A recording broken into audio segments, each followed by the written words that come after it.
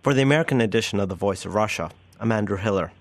To me, some of the saddest words in the English language are never forget, because we almost always do.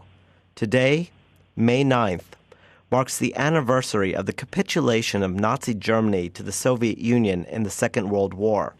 Although Germany actually signed its surrender late in the evening of May 8th, 1945, it is celebrated in Moscow on the 9th because the ink touched paper after midnight, Moscow time. The day has taken on increased significance since Vladimir Putin became president, and more than ever, Victory Day has increasingly been turned into a joyous celebration in which popular culture plays a great role. Here to talk about Victory Day is William Brumfield. He's a professor of Slavic studies at Tulane University. Welcome. Thank you. I'm glad to be here. One way Russians have chosen to try to never forget is by holding these Victory Day festivals. I understand the parade for Victory Day this year is immense and may last as long as 10 hours. Can you tell me, from your experience, what these festivals, what these days are like? In some cases, they have emphasized the military aspect. In other cases, it's been the People's Festival. I think recently the military aspect has come back to increased prominence. But in any event, it is broadcast over the television, and people come and watch at it and leave as they choose.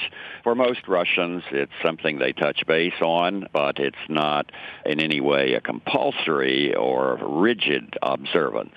And so you're saying that the tone of this festival has changed from one that has been periodically very solemn and very serious to one that sometimes is just very jubilant and joyous? Certainly the military aspect of the parade has been more tightly organized and more prominent, at least by my impressions, and I don't follow it in any way religiously, but I have that impression that the military aspect has become a little bit more prominent recently. But the parades are something, including the parades of military units, are something that many people enjoy watching. It's a spectacle. Now, moving back into history, here in the U.S., we often focus on our participation in World War II, as well as Britain, France, and much of Western Europe.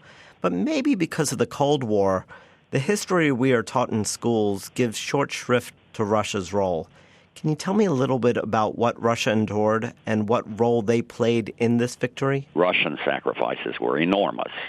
I have never really understood the position that says somehow you have to decide the Russians did more or the Americans did more. They both made essential contributions to the defeat of Nazi Germany, to the defeat of Hitler, and each country can be justifiably proud and must remember the enormous sacrifices that were made. Turning back to the Russian component, it's hard to even imagine the cost in human lives, as well as in material things that this victory cost. Now, I've worked throughout Russia, as you know, in my mission of documenting Russian architecture, and I've often noticed war memorials, some of them quite large, some of them quite modest, in many of the towns and villages and cities that I've photographed. And while I haven't made a specific point of gathering and documenting war memorials, it's just happened because you see them. It's hard to escape the presence of war memorials throughout Russia. Usually they're quite modest, and just a list of the names so that you get a sense of the immediate personal cost. And as I've photographed those memorials over the years, the cumulative effect has been quite significant. The thousands and tens of thousands and hundreds of thousands of names recorded. This is by no means the entire extent of the losses, just those whose names have been known and recorded. This is something that it's difficult for people in another country to understand. And one might say, well, why did they have such large losses? But that's really not the issue as far as I'm concerned. Someone had to stand, someone had to fight, and someone had to die in order that the superbly trained and superbly motivated German army could be defeated. and the Russian people bore the brunt of that price. And you could probably argue that had they not borne the brunt of that price, had they not actually exhausted the German army, World War II may have gone a very different way. I think absolutely that's the case, particularly in 1941 and 1942, the most desperate years. If you look at it clearly, it's obvious that on land, by the second half of 1941, there was really no other fighting force capable of withstanding the German armies. The British were valiantly fighting in the air and at sea, but their armies were consistently being bested by the Germans in every encounter. So when the Germans turned their attention to the Soviet Union and attacked on June 22nd, 1941, it looked as though they might have a clean sweep. People were very concerned about the enormity of the early victories that the Germans had over the Soviet armies, and this has been a topic of much discussion ever since. Why were they unprepared, and so forth and so on. The point was no one else was in the field, quite literally. There is a field of battle. People have to occupy that territory. And it looked as though no one would be able to withstand the force of the superbly trained German armies, which had made such quick work of the French armies, for example, and had pushed and continued to push the British armies off the field. So at that a critical point, there was simply no one else there. Why is Victory Day more of a pronounced holiday for Russians than it is here in America? Partly because the war was fought so terribly on Russian soil. That's one aspect of it. The losses, as we've already noted, were far greater. Also, the Americans, as you remember, were involved in a very different war in the Pacific.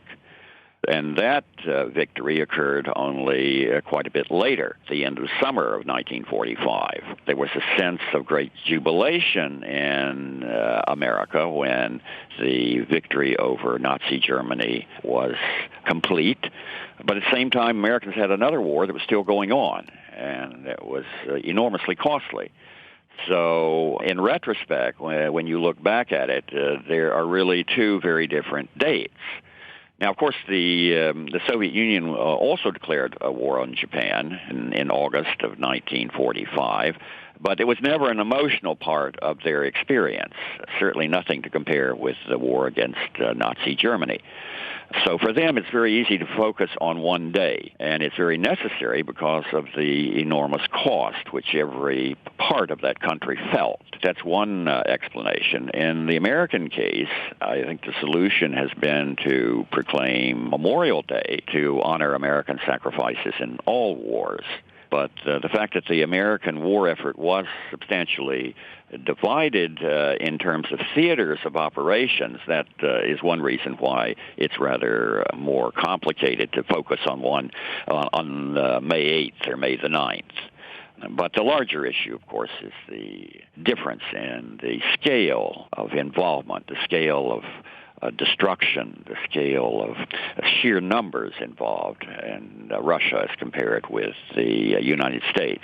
And, of course, the losses in Russia. Sometimes major battles had more losses than we had during the entire European war. If we think of the Battle of Stalingrad, for example. So this is a scale that requires a special observance. And since every family, every community in Russia had some experience with the commitment and with the loss, it's obvious that people are going to remember that and put a very high priority on observing this annual holiday. I think that's a very fair point. For the United States, our most intimate involvement in it happened, of course, in the Hawaiian Islands at Pearl Harbor. And then the soldiers, the sons, and the daughters who never made it back. Whereas for Soviets and Brits and Frenchmen and other Spaniards, other people, they got to see their homes destroyed. They got to see the pockmarked ground. One thing I often remember is There's a poem that we've all been taught, I think I shall never see a poem as lovely as a tree. And I always thought that was a really trite, silly poem. Until I realized that it was written by a lieutenant who was convalescing in a hospital bed, having been brought back from the theater of war. And he looked out his hospital window and he saw a living tree, and he hadn't seen anything green in months. Yes. And so I wonder if that's why. Because even after the war, they returned to their home and they returned to devastation often. For Russians, for the Soviets, Victory Day is such an essential and such an important moment. Yes, I think so. And, of course, there is the political aspect of it, the